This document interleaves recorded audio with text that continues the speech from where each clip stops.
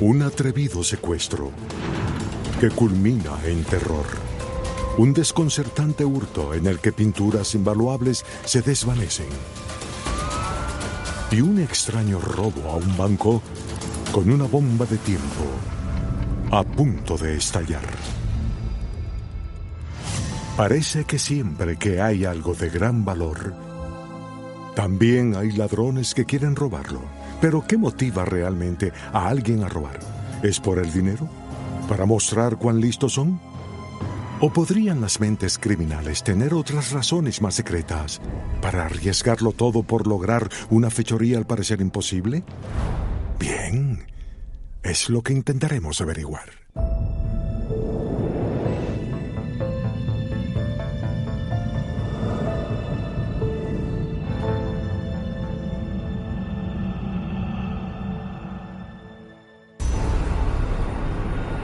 Portland, Oregón, 24 de noviembre de 1971. En la víspera del Día de Gracias, el vuelo 305 de Northwest Orient Airlines está a punto de despegar en un corto vuelo a Seattle, cuando un hombre de mediana edad, vestido con un traje negro y llevando un maletín negro, aborda el avión. Pero este hombre no vuela para celebrar la fiesta con amigos o familiares. Tiene otros planes. Cuando el avión despegó, le dio una nota a la azafata. La nota decía: tengo una bomba. Siéntese junto a mí. Y allí notó que hablaba en serio. La azafata le preguntó si podía ver la bomba. Él abrió discretamente el maletín y le mostró lo que a ella le pareció una bomba. El secuestrador exige que le sean entregados $200,000 y 4 paracaídas cuando el avión aterrice en Seattle, o hará volar el avión, matando a todos a bordo. Cuando el avión aterrizó en Seattle, le dan el dinero y los paracaídas. Y todos los pasajeros son escoltados fuera del avión. El secuestrador les ordenó a los pilotos despegar hacia Ciudad de México.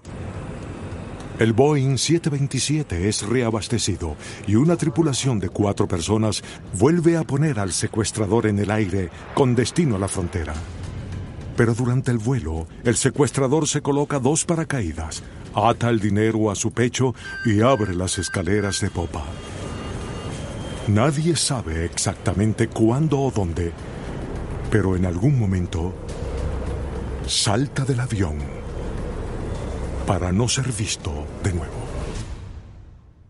Se lanzó y luego desapareció. Se inició una búsqueda en un área de 2 estados que contó con el FBI y otras agencias federales, el ejército y la policía estatal. Y peinaron toda el área y no encontraron nada. Según el manifiesto de vuelo, el nombre que dieron del secuestrador fue Dan Cooper, pero gracias a una falla en las comunicaciones en las noticias, se le conoce más comúnmente como D.B. Cooper. Sin embargo, las autoridades pronto descubrieron que ese nombre era solo un alias y que la verdadera identidad del hombre era desconocida. El escape de D.B. Cooper fue tan ingenioso que pasaron casi 10 años para que el FBI lograse un avance importante en el caso. Un día de 1980, mientras estaba en un picnic a la orilla de un río, un joven halló dinero.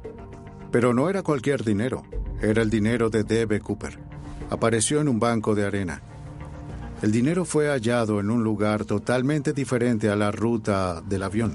Eso significa que el dinero no solo flotó hasta el suelo y aterrizó en el banco de arena. Significa que tuvo que llegar allí por algún medio. Pero ¿por qué Cooper arriesgaría su vida para robar $200,000 solo para enterrar al menos parte del dinero en la arena? Parece desafiar toda lógica, a menos que D.B. Cooper tuviese otra razón para el secuestro, aparte del dinero. El que el dinero sea el objetivo de este caso no tiene sentido, porque él tuvo que haber sabido que ese dinero estaba marcado o que podría rastrearse de algún modo. Así que, de nuevo, debes preguntarte cuál era el verdadero objetivo aquí. Se trata de un hombre que saltó de un avión jet en movimiento y que nunca fue hallado. y era como un profesional perfecto. Y sospecho que tal vez era un exmilitar, posiblemente miembro de la CIA, que tenía una misión que debía realizarse. Podría sonar como una teoría de conspiración improbable, pero según algunos investigadores, hay evidencia que sugiere que D.B. Cooper tenía entrenamiento militar. Por ejemplo, Cooper sabía que la escalera de popa de los aviones Boeing 727-100 es una buena plataforma para saltar en paracaídas. Y de hecho, la CIA usó esa misma táctica en el mismo modelo de avión para arrojar suministros y espías durante la guerra de Vietnam. Air America, que era la aerolínea de la CIA en Vietnam, usaba ese mismo avión. Y D.B. tuvo que haber sabido que el 727-100 tenía una escalera que podía bajarse y que podía hacerse en vuelo. Eso no era de conocimiento común. Y se trata de algo en lo que alguien tenía que tener la experiencia para poder lograrlo. Si D.B. Cooper fue entrenado por la CIA, ¿acaso fue el secuestro algo que hizo por su cuenta o pudo haber sido una misión que le ordenaron realizar? Y de ser así, ¿con qué propósito? En 1971 no había mucha seguridad en los vuelos de aerolíneas y sucedían muchos secuestros a principios de los años 70. Para entonces, podrías llevar tantas armas como quisieras en el bolso de mano que llevabas contigo. Y eso significaba, claro, que las personas secuestraban aviones por todos lados. A menudo era también algo político, como el terrorismo de los 70, en el que secuestraban a un avión y luego exigían que varias personas consideradas prisioneras políticas fuesen liberadas. Y luego las llevabas en el avión a Cuba y ese país te permitía vivir allí de gratis tanto como quisieras. Los secuestros eran un acto político. La gente decía, llévenme a Cuba. Tanto que la FAA y oficiales de la agencia casi reconstruyeron una réplica del aeropuerto de La Habana, en el sur de Florida. La idea era que si te secuestraban, volarías por allí y luego aterrizarías en el sitio falso.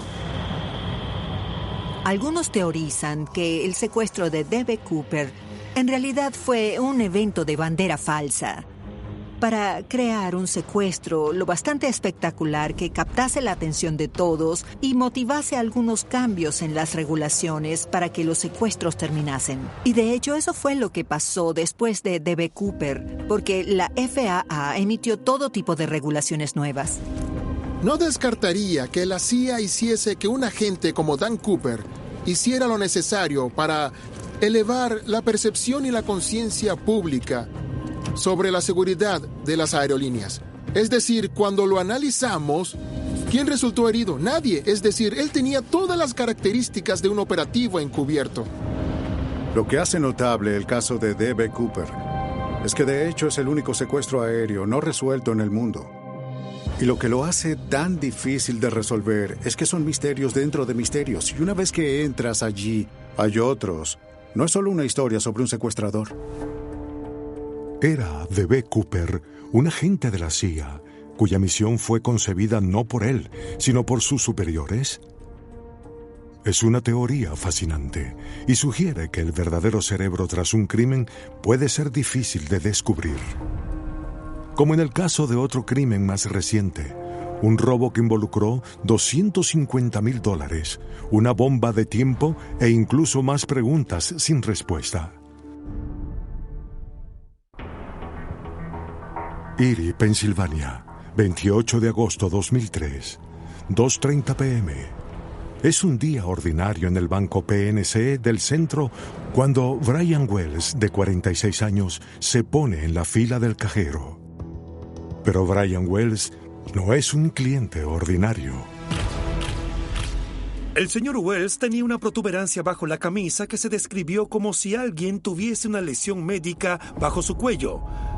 El señor Wells le entregó una nota a la cajera y le dijo, este es un robo al banco y necesito $250,000 en efectivo. La nota decía que tenía una bomba atada al cuello. La cajera le informó a Brian Wells que no podía acceder a la bóveda del banco, así que finalmente le entregó unos $8,000. Brian Wells salió del banco con solo una fracción de la suma de dinero que había exigido. Y no llegó muy lejos, porque el banco llamó a la policía apenas Brian se marchó. Me enviaron como a cualquier otro oficial de la ley. Oye, hay un robo a un banco, 7,200 de pitch, posible aparato explosivo usado en eso. 5 minutos después de salir del banco, el señor Wells fue localizado y aprehendido por la Policía Estatal de Pensilvania y les informó que tenía una bomba bajo la camisa. No sabíamos si era un rehén o estaba cooperando. No teníamos idea. Dijo: soy un repartidor de pizzas. Fui a entregar pizzas y unas personas me abordaron y me hicieron usar el aparato y robar el banco. Creo que es uno de los momentos reales en los que piensas que tal vez sea un engaño, porque no puedo decirles en cuántos robos a bancos estuve donde las personas decían tener aparatos explosivos y era un truco. Pero tienes que creer que es real. Y se lo notificamos al escuadrón de bombas. Se comportaba de modo agitado mientras esperábamos al escuadrón de bombas. Decía: oigan, ¿pueden darme un cigarrillo? Esto es pesado. Pero aún no sabíamos si era falsa o real en ese punto. A las 3:18 p.m., sin advertencia, la bomba detonó. Y Brian Wells murió al instante. Bien, ese fue un momento que nunca olvidarás en toda tu vida. No es poco común que un ladrón de bancos diga tener un aparato y que va a estallar. Eso no es poco común. Lo poco común es que realmente suceda eso. Brian era un sujeto muy amable y siempre voy a lamentar lo que su familia tuvo que sufrir al ver eso ocurrir en televisión. Pero de inmediato debes controlar la escena. Así que buscamos el vehículo de Brian Wells y adentro hallamos una serie de notas. 9 páginas en total. Notas muy extrañas y muy detalladas y complejas. No podrían creerlo. Algunas eran para la cajera, algunas eran para la policía, sobre qué no hacer. Algunas eran para Brian Wells y decían específicamente: Wells, después de robar el banco, estas son las paradas que debes hacer para obtener las llaves para quitarte el aparato del cuello. Era como una búsqueda de tesoros. Y en cada lugar encontraría una clave o un código que lo pondría un paso más cerca de poder removerse la bomba. Bien, nunca en nuestra historia ha entrado un hombre a un banco con una bomba sujeta a su cuello y con órdenes de realizar una búsqueda de tesoros para removerse la bomba. El diseño del collar y la caja que este contenía era único. Era básicamente como grandes esposas en la parte del collar. Bajo este había una caja y esta contenía 2 bombas de tubo y 2 cronómetros de cocina. El escuadrón de bombas dijo que era una de las máquinas asesinas más diabólicas que hubiesen visto. Y eso se debe a que era única y fue hecha específicamente para este evento. Inicialmente nunca habíamos visto algo como eso. Tuvimos que realizar un proceso muy metódico y armar las piezas. El genio criminal pasó mucho tiempo haciendo esto. El cerebro obviamente se deleitaba al jugar con la policía, y cuando no pudieron resolverlo fue un enorme impulso para su ego. Y mientras más tardase la policía en hallar verdaderas respuestas, mejor se sentirían consigo mismos. Y el experto tras el caso de Brian Wells obviamente intentaba hacer eso. En busca de respuestas, los investigadores rastrearon los movimientos de Wells en ese día. Acudieron a una torre de televisión cercana donde Wells hizo su última entrega de pizza. Dijo que cuando fue allí y fue a la parte trasera del sitio, fue abordado por un grupo de individuos que le dijeron que robase el banco y que le darían notas para seguir y obtener las llaves para quitarse el aparato. Pero cuando la policía examinó el área, descubrieron que la torre estaba abandonada y el rastro se enfrió. Eso, claro, hasta 3 semanas después, cuando el reparador local, Bill Rothstein, quien por casualidad vivía junto a la torre de televisión, llamó al 911. Policía, ¿cuál es su emergencia? En el garaje del 8645 de la calle Peach hay un cuerpo helado. Está en el congelador.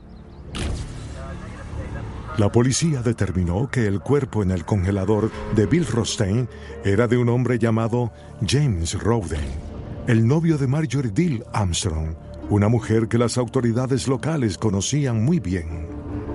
Marjorie Diehl Armstrong era casi una especie de viuda negra, pues dejó una serie de muertes misteriosas de su esposo y varios novios en el área.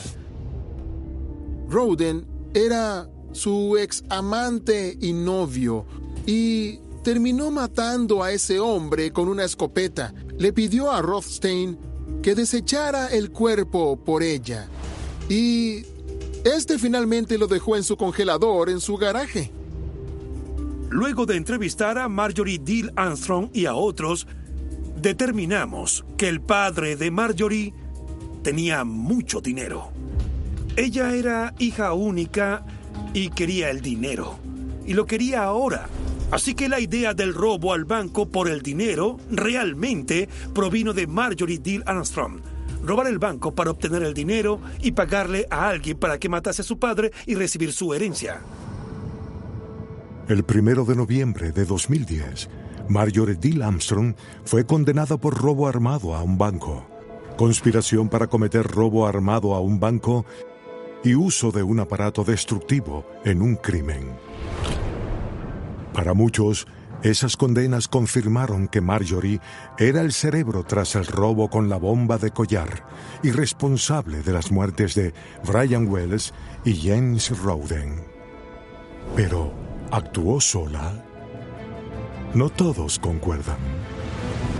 Tan pronto conocí a Bill Rothstein la noche que entregó el cuerpo de James Rowden. Después de entrevistarlo, sentí que estaba involucrado en el caso Wells. Fue en las barracas de la Policía Estatal de Pensilvania y Bill Rothstein estaba en uno de los salones. Y entré al salón y le dije: hola Bill, soy Jerry Clark del FBI. Quisiera hablarte un segundo, por favor. Me dijo: lo haré, pero debo decirte que soy el sujeto más listo en este salón. Wells, ¿entiendes los derechos que te expliqué? Sí, el verbo usar debería estar en pasado. Era increíblemente egocéntrico y creía ser mucho más listo que todos los demás. Desde mi perspectiva, el cerebro fue Bill Rothstein, porque él ideó cómo hacerlo, las notas y cómo hacer la bomba con las complejidades involucradas. Desafortunadamente para el caso, Bill Rothstein murió en julio de 2004. Creo que Rothstein sabía que estaba muriendo de cáncer y creo que quería irse diciendo: soy el sujeto más listo aquí, y le jugué una mala pasada a la policía. ¿Acaso fue el robo del collar bomba el intento de Bill Rothstein de lograr un crimen que superase a la policía antes de morir? Desafortunadamente, Marjorie Diehl Armstrong también murió en 2017, así que es difícil estar seguros. Pero hay otros robos que, aunque su motivación pudiese ser más clara, no son menos desconcertantes. Como el mayor robo de propiedades en la historia estadounidense, un robo a un museo en el que obras de arte invaluables fueron tomadas y que hasta hoy no han aparecido. Boston, Massachusetts, 18 de marzo 1990, 8:15 a.m. Oficiales de policía que responden a una llamada llegan al Museo Isabella Gardner y se asombran al descubrir que varias obras de arte han desaparecido. Muchas de las piezas que robaron eran pinturas, algunas eran dibujos, y parte de las piezas que tomaron eran invaluables. Una de las piezas era un paisaje marino de Rembrandt llamado La tormenta sobre el mar de Galilea. Era el único paisaje marino que pintase Rembrandt. Otra pieza era un Vermeer llamado El concierto. Ambas piezas son consideradas casi invaluables. En total fueron robadas 13 obras de arte. El valor total actual supera los 500 millones, haciendo de este el crimen de propiedades más grande en la historia de Estados Unidos. La policía halló a los 2 guardias de seguridad esposados y atados en el sótano del museo. Después de interrogar a los guardias, descubrieron cómo había sido realizado el robo. 2 ladrones vestidos de oficiales de policía entraron al museo a la 1:24 de la madrugada. Se acercaron a uno de los guardias y le dijeron que concordaba con la descripción de un sospechoso. Le pidieron al guardia que se levantase del escritorio de seguridad para poder verlo mejor. Y cuando lo hizo, lo sujetaron, lo encadenaron y lo ataron en el sótano. Una vez sometidos los guardias, los 2 ladrones pasaron los siguientes 81 minutos robando metódicamente las 13 obras maestras y luego desaparecieron en la noche.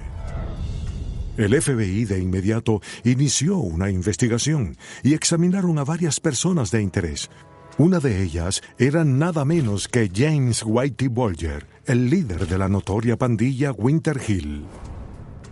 James Whitey Bulger era el padrino del crimen de Boston en 1990 cuando ocurrió el robo.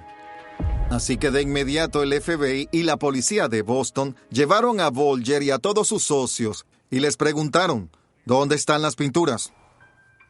Whitey Bulger fue cuestionado intensamente entonces sobre lo que sabía del robo Gardner y afirmó que no sabía nada. Así que no hay razón para pensar que estuviese involucrado porque no había evidencia. Con el paso de los años, y ya que el FBI fue incapaz de acusar a nadie del crimen, oficiales del museo ofrecieron una recompensa de $10 millones por información que condujese directamente a la recuperación de las 13 obras de arte. Nadie se presentó y el caso siguió confundiendo a los investigadores, pero el agente Robert Whitman del FBI estaba decidido a resolver el misterio. Mi investigación activa sobre el robo Gardner comenzó en 2005. En ese año fui contactado por un oficial de policía parisino que me dijo que un francés estaba interesado en vender el Vermeer y el Rembrandt. Los ladrones, de hecho, estaban vinculados a 2 hermanos corsos que estaban en prisión. Esperaban el momento apropiado para vender esas pinturas por el precio correcto, para poder mantener a sus familias de por vida, porque nunca saldrían de prisión. Querían $30 millones por las pinturas y estaba dispuesto a pagarlos, haciéndome pasar por un comerciante encubierto en Estados Unidos. 15 años después del robo de Isabella Gardner, el agente del FBI, Robert Whitman, creía estar a punto de recuperar las obras de arte robadas y, con suerte, descubrir quién las robó originalmente. Pero antes de que los hermanos de Córcega le vendiesen las piezas del Museo Gardner, querían vender otras piezas de arte primero. Decidieron ofrecerme 4 pinturas más que fueron robadas del Museo de Bellas Artes en Niza, Francia.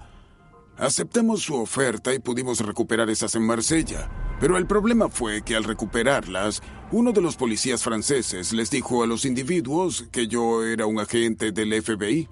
Y en ese punto, perdimos la posibilidad de trabajar con ellos para recuperar el Rembrandt y el Vermeer. Es muy difícil infiltrarse en la sociedad corsa. La policía francesa ha tenido problemas con eso por años, así que no podemos seguir con esto por ahora. Agentes del FBI creen haber llegado tentadoramente cerca de recuperar 2 de las pinturas robadas de los hermanos Corsos, solo para ver que se les escapan de las manos al último momento. Pero entonces, el 18 de marzo de 2013, en el 23º aniversario del robo, el FBI hizo un sorprendente anuncio. Agentes del FBI obtuvieron piezas cruciales de evidencia que confirman la identidad de quienes entraron al museo y de otros asociados con el robo que pertenecían a una organización criminal.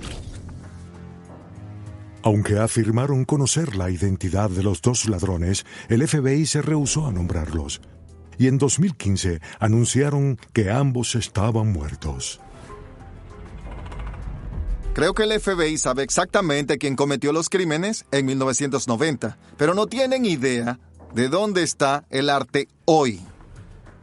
Así que creo que el FBI quería mostrarle una zanahoria al público y decir, oigan, aún trabajamos en este caso. Necesitan la ayuda del público para resolver este crimen.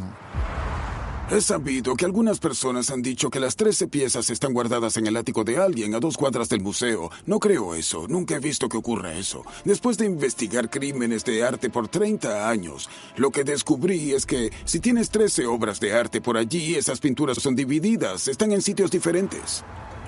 Ya han pasado 30 años y no ha habido señales del arte. Y ese es el misterio persistente del robo al Museo Isabella Gardner. 13 pinturas que se desvanecieron en el aire.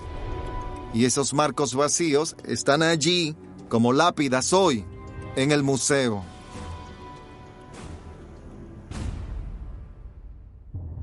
Si el FBI sabe quién realizó el robo a Isabella Gardner, ¿por qué no dicen sus nombres? ¿Podría ser porque los perpetradores están muertos? ¿O existe otra razón aún más increíble?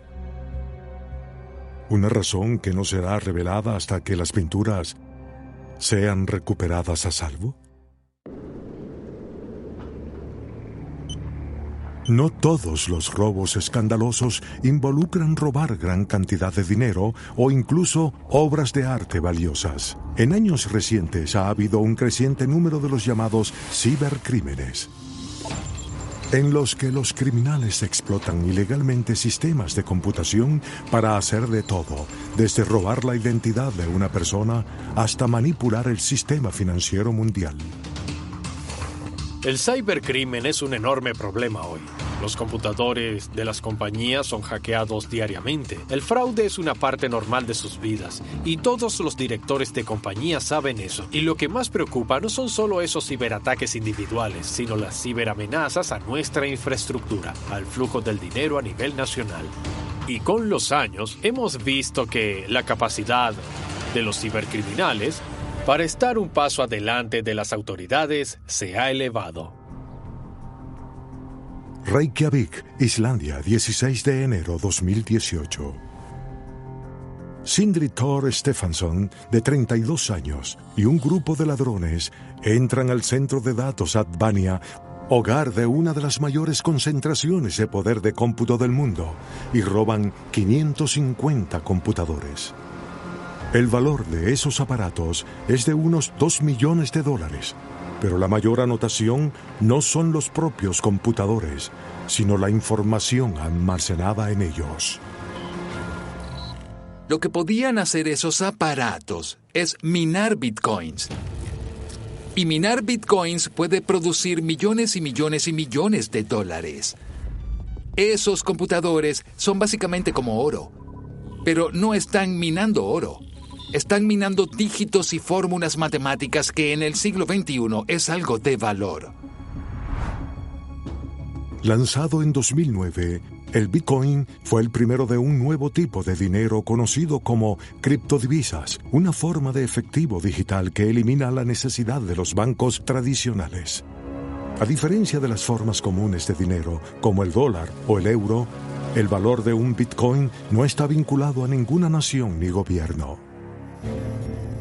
Para Sindri Thor Stefansson, el beneficio de robar 550 computadores de Bitcoin estaba en los futuros Bitcoins que podían crear. Lo que obtienes por el riesgo es básicamente una máquina de imprimir dinero. Y la diferencia es que no imprime efectivo. Imprime millardos de dólares en Bitcoins a una tasa muy rápida. Y toda esa información está encriptada y no puede rastrearse. Es el crimen perfecto si puedes lograrlo. Menos de un mes después del robo de Bitcoin, Stefansson fue arrestado y acusado de robar los computadores. Después de confesar, fue sentenciado a 4 años y medio en prisión.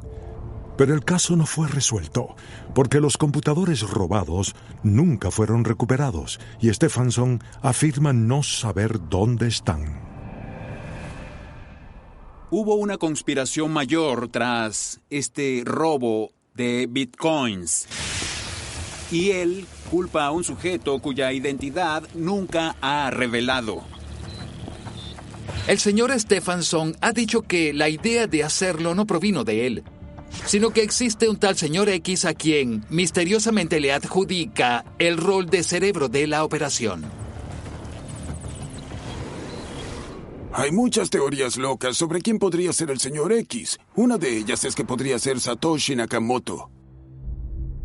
Sin lugar a dudas, Satoshi Nakamoto es un alias, un seudónimo para el sombrío creador del Bitcoin, cuya verdadera identidad es desconocida. Ni siquiera sabemos si Satoshi Nakamoto es un él, una ella o un ellos, porque Satoshi Nakamoto nunca se ha presentado. En 2009, cuando comenzó esto, Nakamoto era muy entusiasta sobre esparcir sus ideas y también este código. Eso le permitió establecer una nueva divisa llamada Bitcoin, que no era controlada por ningún gobierno. En 2011 desapareció y nadie sabe quién es. Hay quienes creen que Satoshi Nakamoto y el señor X son la misma persona y que esta persona no identificada o grupo de personas han estado acumulando y manipulando el valor del Bitcoin desde su invención y el robo en Islandia hasta la actualidad. Cada estado y cada país está haciendo lo posible por controlar el salvaje oeste de las criptodivisas. El Servicio de Impuestos en los últimos años ha estado aumentando sus esfuerzos por atrapar a quienes no reportan sus transacciones en criptodivisas, porque ellos por sí solos podrían derrumbar el mercado o hacerlo crecer. El ciberfraude es una de las primeras 3 prioridades del FBI y para resolver este problema debemos pensar de un modo innovador, como lo hacen los criminales en el mundo cibernético. En algún lugar de este planeta, esos computadores están zumbando y creando ganancias en bitcoins para alguien en algún lado. ¿Es solo un señor X amorfo? No lo sabemos. Pero puedo garantizar que esos 550 computadores no terminaron en un basurero en alguna parte. Sea quien sea, este misterioso señor X parece que para él, el crimen sí paga, al menos en bitcoins. Pero, ¿es el dinero en todas sus formas la mayor droga para la mente criminal? ¿O hay algunas cosas que son aún más incitantes?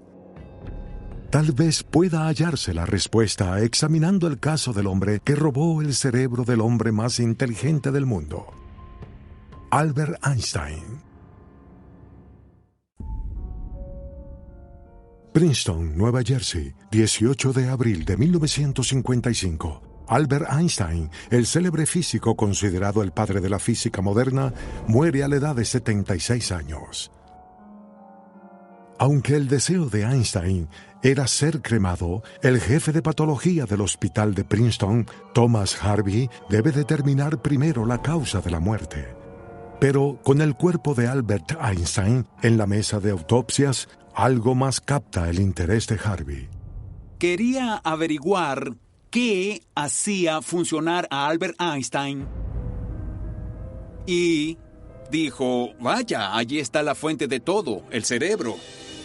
Había algo en el cerebro que lo fascinaba, y con bastante esfuerzo cortó el cráneo, removió el cerebro y lo colocó en formaldehído. Y a la mañana siguiente el New York Times dijo que Thomas Harvey había preservado el cerebro para su estudio científico. Thomas Harvey creía que en alguna parte del cerebro de Einstein yacía el secreto de su genio. Así que persuadió al hijo de Einstein, Hans Albert, a permitirle estudiar el cerebro de su padre. Hans Albert y el albacea de Einstein fueron a hablar con Harvey al respecto, y Harvey les explicó la oportunidad única y lo vital que era estudiar el cerebro de Einstein como un modo de conocer cómo piensan los genios y los intelectuales. Harvey tomó más de una docena de fotos del cerebro de Einstein lo diseccionó y lo cortó en rebanadas delgadas para su estudio microscópico. Pero pasaron años y Harvey nunca publicó ningún papel ni observación científica. Tampoco devolvió el cerebro. En su lugar, lo robó y lo guardó para sí mismo, sin intención de devolverlo jamás. Una vez que Thomas Harvey tuvo el cerebro, no lo perdió de vista. Renunció a su puesto como jefe de patología en el hospital de Princeton y se dirigió al Medio Oeste. Inició una práctica general, pero el cerebro siempre estuvo con él, guardado en 2 grandes tarros de vidrio en cajas de cartón. Ha existido una tendencia histórica a examinar los cerebros o la materia gris de los genios para intentar averiguar qué los hace funcionar. Por ejemplo, el Instituto del Cerebro en Moscú ha conservado los cerebros del dictador Vladimir Lenin y de unos 200 científicos rusos en una repisa polvorienta por años, esperando algún día poder también develar los secretos del genio. Pero hay una línea delgada entre la ciencia y el robo de tumbas. Harvey se volvió un poco codicioso porque no solo robó el cerebro de Einstein, sino que básicamente era un recuerdo para él tenerlo en su repisa. Pensarías que los familiares tendrían algo que decir al respecto. Harvey prosiguió con su trabajo, que era determinar la causa de la muerte de un paciente en el hospital de Princeton, e hizo eso cuando terminó la autopsia. Y en ese punto lo único que sabemos es que no quería devolverlo y por eso dijo: conservaré el cerebro de Einstein, soy el patólogo y lo estudiaré. 2 décadas después de la muerte de Albert Einstein, el resto de su cuerpo había sido cremado y su esposa y sus hijos habían muerto. Y el mundo había olvidado lo sucedido con el cerebro del famoso físico. Pero todo eso cambió en 1978, cuando un joven reportero llamado Stephen Levy rastreó el paradero del cerebro de Einstein para el artículo de una revista y descubrió que Thomas Harvey aún estaba en poder del cerebro de Einstein. Levy escribió sobre esto y, de pronto, generó un renovado interés en lo que había ocurrido con el cerebro de Albert Einstein. Así que la comunidad médica se rascaba la cabeza. Decían: bien, tiene el cerebro en pedazos. Examinémoslo mejor. Resulta que cuando Harvey entregó los trozos diseccionados del cerebro, los científicos hicieron un notable descubrimiento. Un descubrimiento que podría finalmente revelar el secreto tras el genio de Einstein.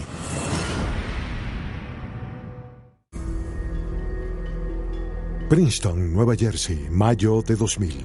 El neurólogo Frederick Lepore tiene la rara oportunidad de fotografiar los restos del cerebro de Einstein.